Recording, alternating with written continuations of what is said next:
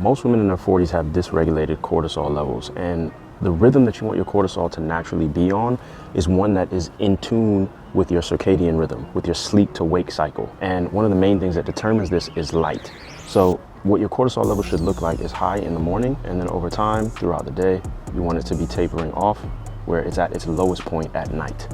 Reason being, if it's at its lowest point at night, you can produce things like melatonin, which makes it easier for you to fall asleep. And then while you are actually asleep, if your cortisol levels are low, then you're not going to be waking up in the middle of the night. Majority of the times you're waking up in the middle of the night because your blood sugar levels are dropping too low, cortisol is rising, and that's what's waking you up out of your sleep. So some of the things that you need to be doing to get your cortisol levels high in the morning is getting sunlight exposure. If you cannot get sunlight exposure, then you at least need to be moving your body first thing in the morning. Now, some things that you want to do to make sure that your cortisol levels are tapering off throughout the day is avoiding stress. You also want to make sure that you're eating regularly. So ladies, as you can see, this is already going to be a challenge the way that most of your lives are set up. The next thing you want to do is eat protein.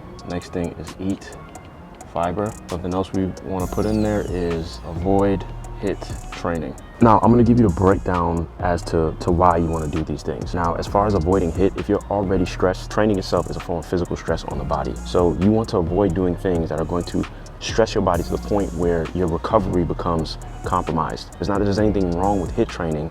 However, if you're already stressed and you cannot recover from the physical stress, that the additional physical stress that you're putting your body under, it becomes counterproductive. So it's better for you to do things that are going to help you to bring your cortisol levels down, like walking more, like strength training is something that, of course, is going to be a cortisol response, but it'll come down pretty quickly after. The next thing you want to do is avoid stress throughout the day.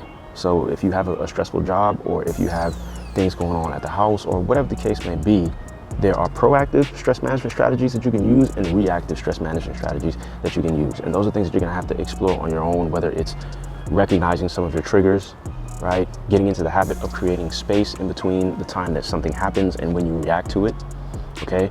Reactive stress management is what you put in place around, whether it's journaling, whether it's how you communicate with people in your home if they are causing a lot of the stress, right? You're gonna have to take some time to get clear on those things. The next thing you wanna do is eat regularly throughout the day. So if you're going too long throughout the day without eating food, that is something that's gonna cause your blood sugar levels to drop too low. And if your blood sugar levels are dropping too low, that's going to create a cortisol spike, right? So if I can give you an example, your cortisol levels are supposed to be coming down, and then you go and do a HIIT workout first thing in the morning, okay? And it stays elevated, right? And then boom, someone on your job stresses you out, and then it stays elevated. And then boom, you're missing meals and your blood sugar levels are dipping too low, where now your body is creating a stress response and releasing cortisol. Okay, boom, cortisol levels stay elevated, right? And if you're not getting enough protein in your diet, which most of you aren't, right? You're not getting at least 100 grams of protein per day, boom, cortisol levels stay elevated. Eating enough fiber, boom, cortisol stays elevated. And if by the end of the day, your cortisol levels are here instead of here, because you have been making the wrong choices here and here and here and here and here, there's no way that you're gonna be able to get quality rest. This is where you end up at the end of the day feeling tired and also wired. You're mismanaging your cortisol levels through mismanaging these different actions throughout the day.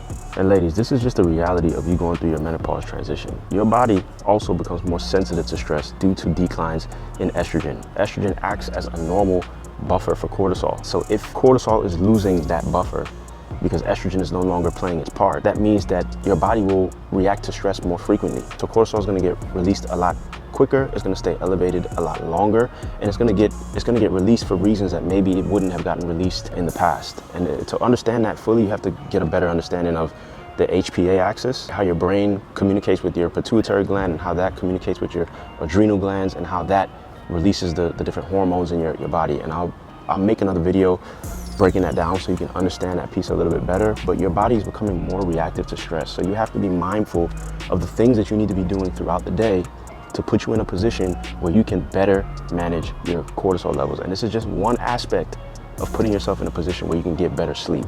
Because if you're not getting good quality sleep and you're feeling tired the following day, you're not going to have the energy to work out or to move your body enough to burn enough calories to actually drop body fat, okay? Your hunger and your appetite hormones are also gonna become dysregulated, where you're gonna be hungry and craving things all day, which makes it challenging for you to stay within your calories. All of these things are very counterproductive when it comes to dropping body fat. So this is one of the quickest things that you can focus on to help you to start getting better sleep, is regulating your cortisol levels.